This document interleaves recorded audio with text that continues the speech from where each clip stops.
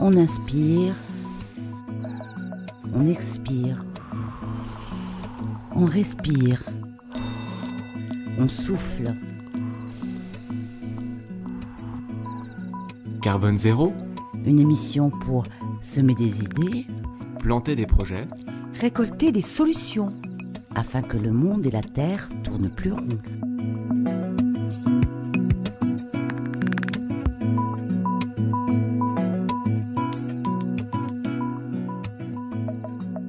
Bernard Alonso est un Québécois qui applique l'approche permaculturelle dans sa vie depuis 1993. Je l'ai rencontré à Auroville lors de l'un de ses séminaires.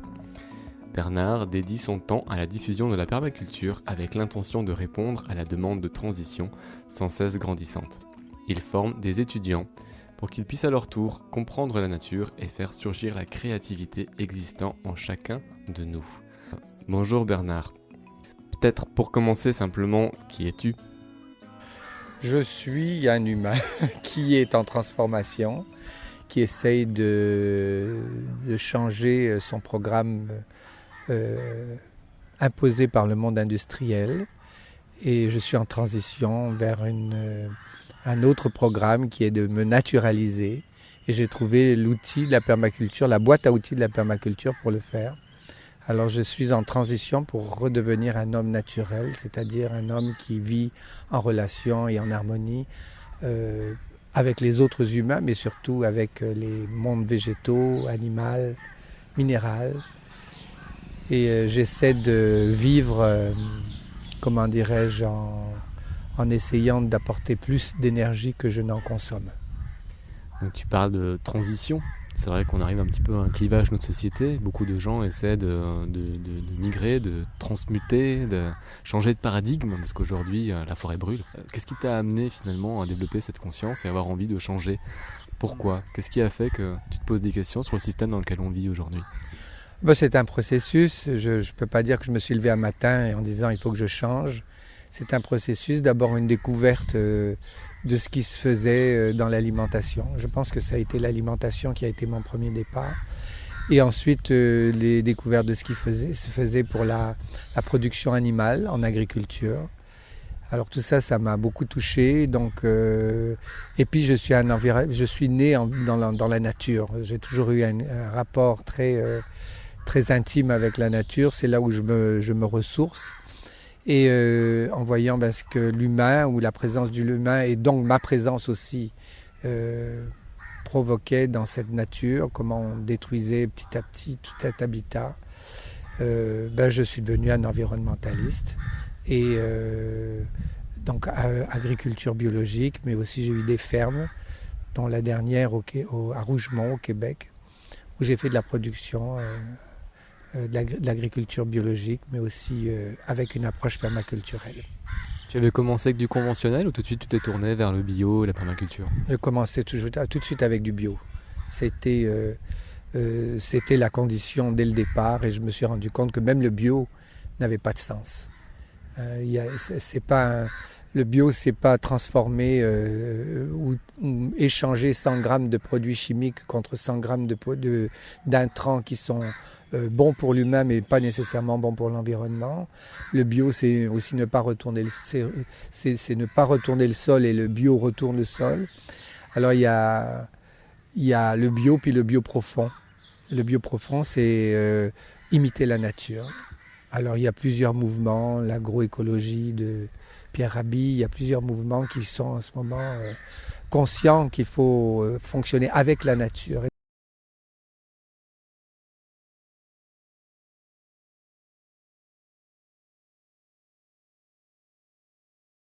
L'important, c'est pas le mot, même le mot permaculture, qu'est-ce que ça veut dire ?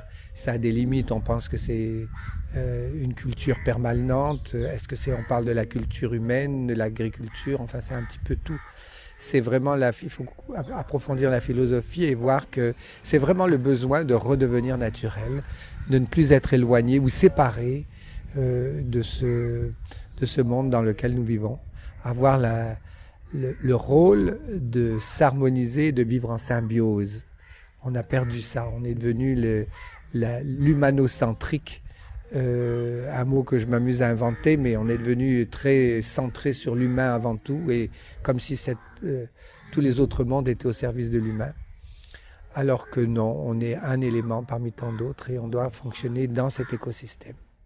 Pourquoi? Qu'est-ce qui s'est passé? Pourquoi on est devenu autocentré comme ça sur nous-mêmes en estimant que l'homme était la super espèce plus puissante que toutes les autres et au-dessus de tout? Pourquoi?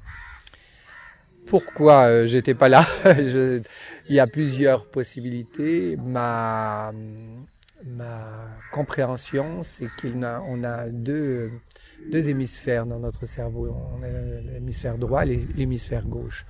L'hémisphère droit, c'est tout ce qui est la bioinformation, c'est-à-dire je suis né avec le programme naturel, avec la mémoire de toutes les étapes d'évolution depuis 3,8 milliards d'années. Et tout ça s'est imprimé dans un programme et j'ai cette connaissance, tu as cette connaissance, du mot naissance avec connaissance, imprimée dans cette bioinformation. Et pour exprimer cette bioinformation, l'humain a quelque chose de plus que les autres mondes animal, végétal, minéral. Il a un cerveau gauche ou un hémisphère gauche qui est le monde de l'analyse, mais aussi le monde de la parole, le monde de la communication et de l'interprétation, et c'est aussi le monde de la culture, de l'intelligence.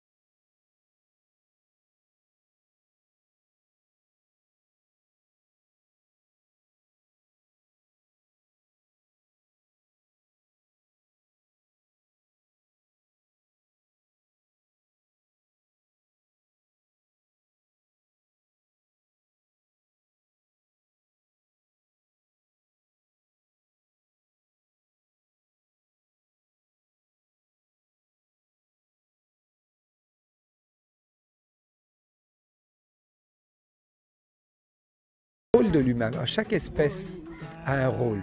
On parle de niche en permaculture.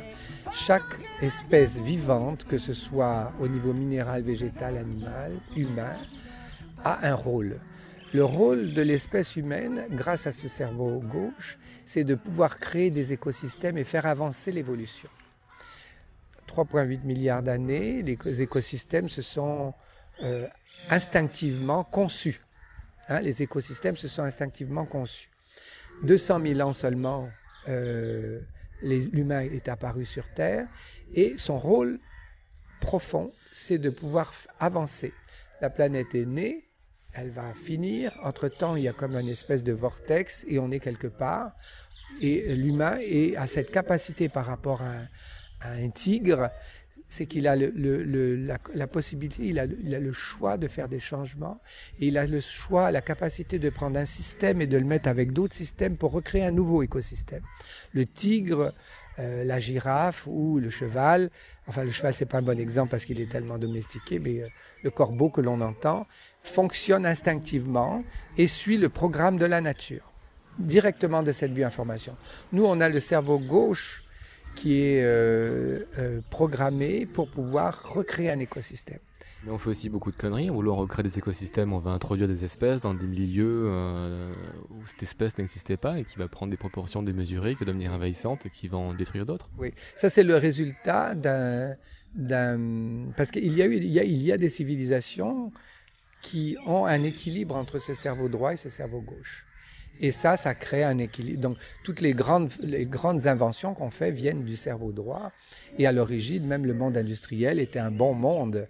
On essayait de le voir bien. Mais après, on dérape et on exagère dans notre analyse et on a créé le monde industriel qui est un design intelligent mais dysfonctionnel, qui est basé sur la production et la consommation. Et c'est ce qui fait que maintenant, on est complètement déraciné de notre bioinformation. La permaculture, la boîte à outils de la permaculture nous aide à reconnecter avec cette bioinformation pour pouvoir d'abord utiliser l'intuition au service du monde intellectuel. Alors que quand on arrive devant une problématique ou une situation, ce que l'on fait, on essaie tout de suite de l'analyser, de trouver des solutions en ayant comme exemple des expériences connues. Donc on est limité à notre expérience de vie. Tu es limité à ce que tu as vécu et expérimenté. Tandis que dans notre bioinformation, on a la connaissance atavique du monde. Il suffit de la solliciter. Et on est fait pour vivre en groupe. Alors, tout seul, je ne peux solliciter qu'un pourcentage, mais dans un groupe, dans une équipe, on peut avoir 360 degrés, si j'ose dire, de sollicitation et avoir une... Donc l'humain a, dans cette monoculture agricole, qui est aussi une monoculture de vie, on vit dans des appartements, derrière la porte, c'est l'étranger qui est là. Il a perdu on est fait pour vivre en groupe, on est mais ces bêtises, forcément, nous amènent à un changement. Un écosystème, la nature nous apprend ceci, que quand un écosystème est dysfonctionnel, il est voué à disparaître. Et l'humanité, je vais être aussi drastique que ça, telle qu'elle fonctionne, est vouée à disparaître. Il y a de toute façon 3 choses qui poussent. Il y a la fin du pic pétrolier. Le 2010, ça a été le maximum du pétrole à bon marché. Et tout notre monde industriel est basé autour du pétrole, ce qui a permis cette façon de nous nourrir et d'avoir 7 milliards d'individus, c'est grâce au pétrole, à cette agriculture artificielle. Il y a les changements climatiques qui, entre parenthèses, n'ont pas été provoqués par les méchants humains. Ils les ont peut-être un peu activés, mais pas beaucoup, un petit pourcentage. On nous cache les changements climatiques, ils sont là, ils ont toujours été là, ils sont prévus et on n'a rien prévu pour nous adapter au changement climatique. Et enfin, un monde industriel économique un monde qui est basé sur l'argent, et l'argent est un système dysfonctionnel qui n'existe pas. Si les gens savaient comment l'argent fonctionnait, en 48 heures, tout s'écroulerait.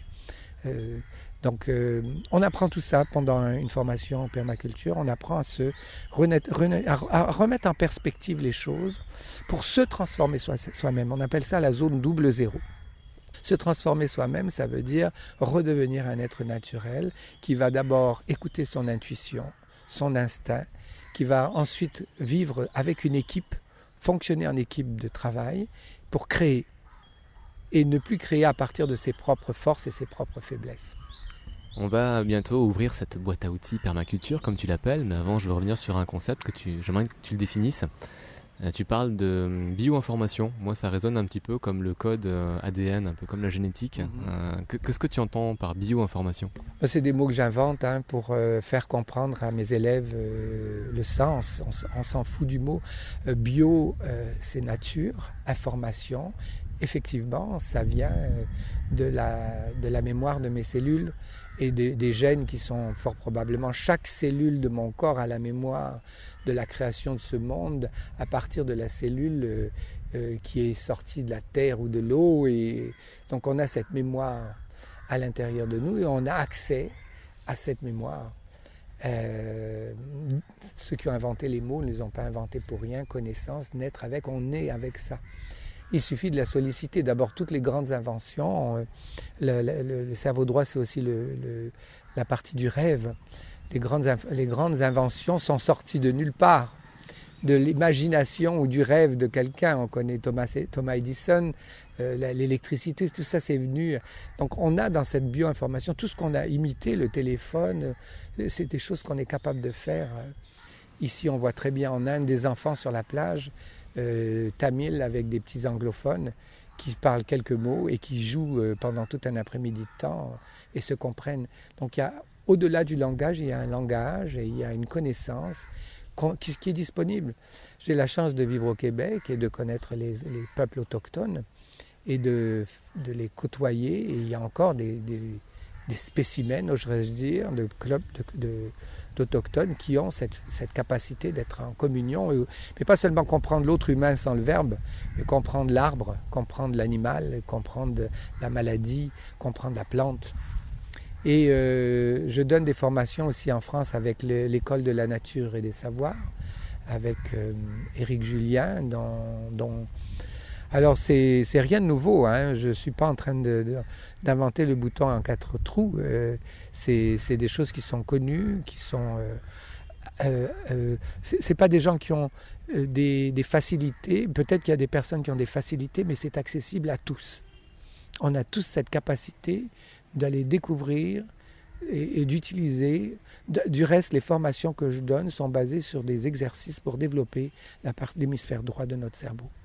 Et donc pouvoir retrouver des capacités endormies au fond de notre être. Absolument, et c'est très facile. Au bout de quelques jours, tous les élèves réussissent à trouver le chemin pour aller se connecter à eux-mêmes. Et ça n'a rien d'ésotérique, c'est vraiment... c'est quelque chose de naturel. Et notre cerveau comprend très vite, enfin, qu'est-ce qu'on veut faire de notre intention, puisqu'il nous propose... c'est naturel. C'est moins naturel d'étouffer la partie droite de notre cerveau que de la laisser s'exprimer.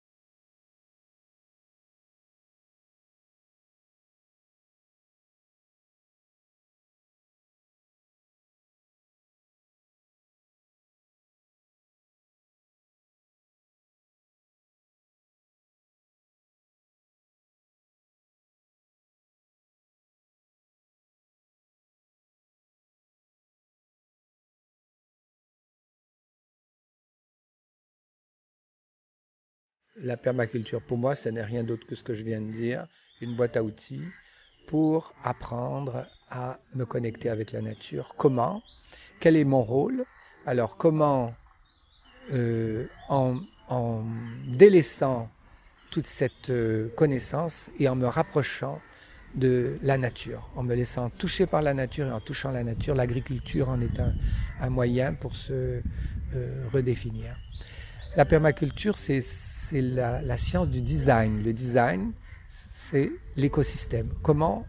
Donc, c'est l'outil pour redevenir l'homme naturel, pour répondre au rôle intrinsèque de l'homme dans cet écosystème planétaire. Le rôle de l'homme dans cet écosystème planétaire, c'est de construire des écosystèmes en prenant des systèmes différents. La permaculture, on entend le design, PDC, Permaculture Design Course, le cours de design en permaculture. C'est un cours où on apprend à faire des designs, à comprendre par l'observation le rôle des systèmes existants et leur interrelation. La monoculture, c'est je travaille pour toi et tu me payes et je crée un produit. Si un ou deux casse, il n'y a pas de production énergétique. Un écosystème, ce sont plusieurs systèmes. Alors je travaille pour toi, tu ne me donnes rien, tu donnes à l'autre, qui donne à l'autre, qui me donne à moi. Et l'écosystème au complet s'entretient. Chaque système donne plus qu'il n'utilise. Et chaque système est pris en charge par plusieurs systèmes. Ça, c'est le design. La permaculture, c'est la reconstruction d'un design viable. On entend souvent sustainable, soutenable. Et comment on fait ça? La permaculture nous dit observe la nature. Elle a 3,8 milliards d'expériences, plus que toi. Et quand je suis ici, j'observe la nature et je fais un design adapté à ici. Ce que le monde industriel fait, on nous envoie à l'école, on nous apprend des mécanismes et on s'en va chez nous et on répète des mécanismes où on copie des designs et on fait du copier-coller. La permaculture nous instruit dans vision que tout écosystème est unique. Parce que chaque système est unique. Il n'y a pas deux Alex comme toi. Il n'y a pas deux Bernard. Il n'y en aura qu'un dans toute cette vie, sur toute la continuité. Il n'y aura qu'un. Alors, on enlève un système et on le met par un autre et l'écosystème change. Donc l'écosystème s'adapte au changement.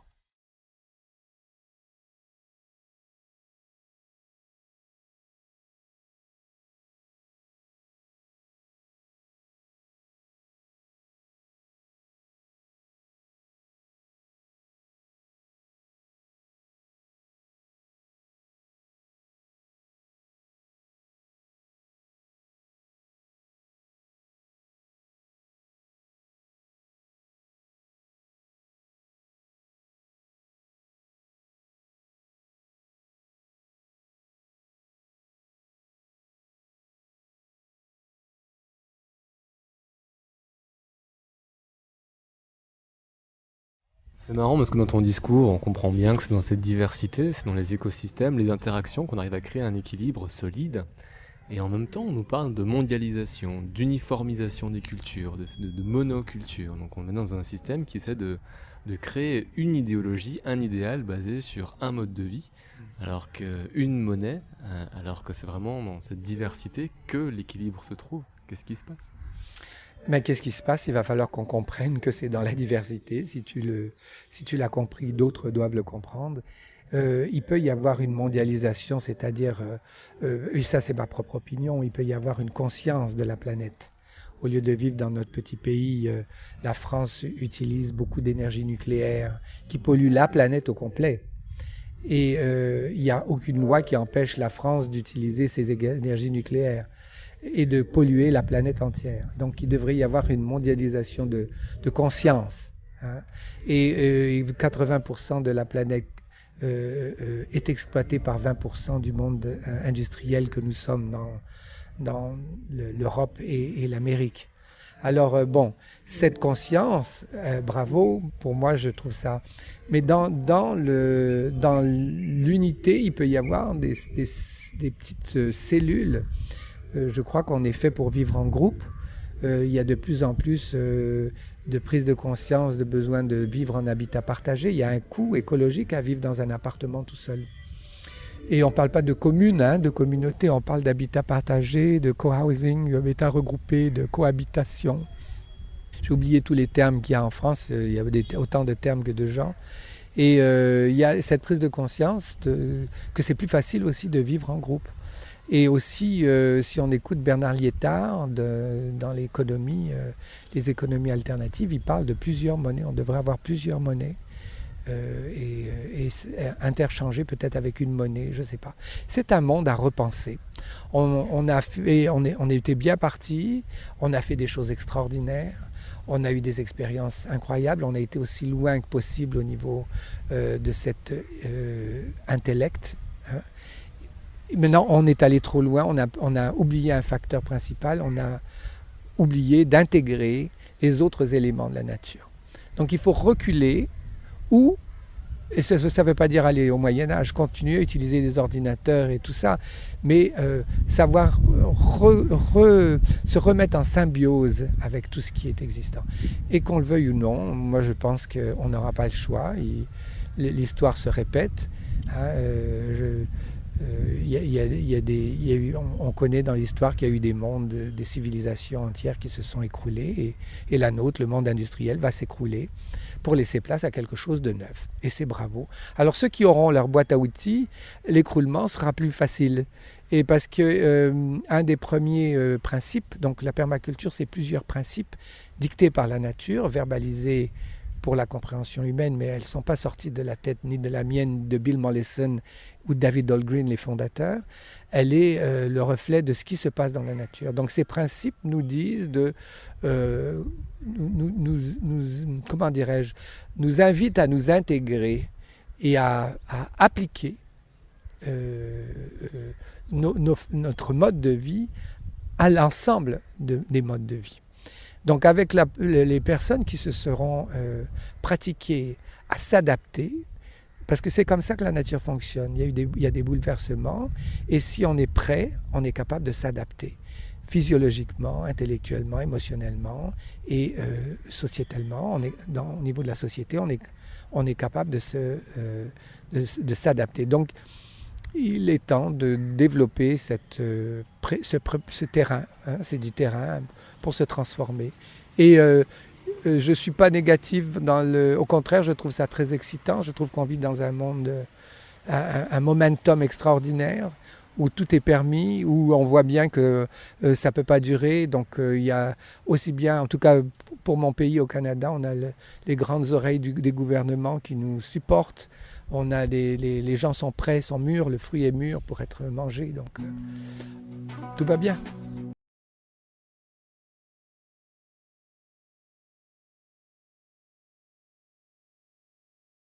Donc, le plan de vie, ma life design, le plan de ma vie, comment je connais mon rôle.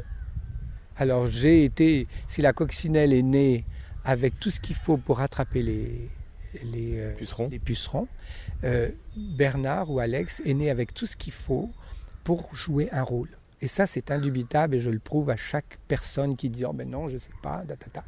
Donc c'est indubitable, on a à peu près, ça va sortir dans mon livre, on a à peu près 8 ou 9 rôles. Je n'ai pas encore défini comment je vais présenter tout ça, mais je sais très bien l'adapter pendant une formation. Donc tous mes élèves partent avec la connaissance de leur rôle. Comment je peux créer un écosystème, un design dans lequel je vais m'installer si je ne connais pas mon rôle ? Alors, une fois que je connais mon rôle, il y a autour de moi, dans l'endroit où je vis, un monde qui existe dans lequel je dois m'investir. Et il n'y a pas de système qui s'investisse dans la nature, qui sont à un endroit dans la nature sans s'investir. Chaque système s'adapte et fonctionne dans l'écosystème dont il est présent. Si par exemple Alex vient s'installer ici, à Auroville, il doit découvrir son propre rôle en s'intégrant et en s'imbriquant, si j'ose dire. Ça veut dire en portant plus d'énergie qu'il n'en consomme et en servant cet écosystème. Et on se rend compte que quand le focus est dans cette approche naturelle, servir l'écosystème en m'impliquant, je n'ai pas besoin de me poser la question comment je mange et comment je vais payer mon loyer. L'énergie argent est un retour naturel. Il n'y a pas d'action sans qu'il n'y a de réaction. Et quand je suis en équilibre dans mon écosystème et que j'apporte à mon écosystème me nourrit, me loge, prend soin de moi, etc. Alors, pendant ces 2 semaines, on apprend aussi à vivre ensemble. L'humain n'est pas fait pour vivre seul. Et j'avais un élève de l'université McGill qui me dit « Mais Bernard, ce que tu dis, il y a d'autres personnes qui fonctionnent comme ça. » Et il m'a fait connaître la révolution pour un seul brin de paille de Masanobu Fukuoka. Et il m'a fait connaître Steve Ward Hill, qui était encore au Canada, qui vit en Australie maintenant, qui parlait de permaculture.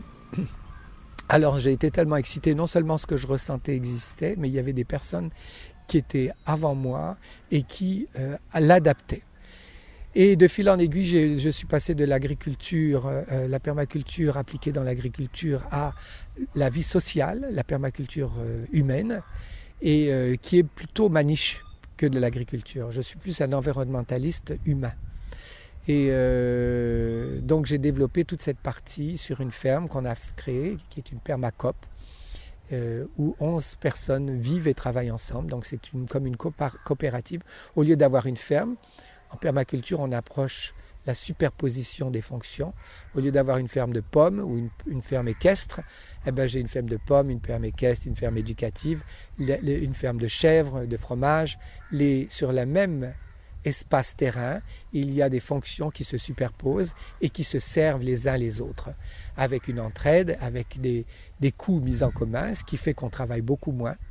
C'est un petit peu l'approche des paresseux et on vit beaucoup mieux. On n'est pas fait pour vivre 8 heures, travailler 8 heures par jour, 8 ou 9 heures par jour, 6 jours par semaine ou 5 jours par semaine et d'avoir que quelques semaines de vacances par année.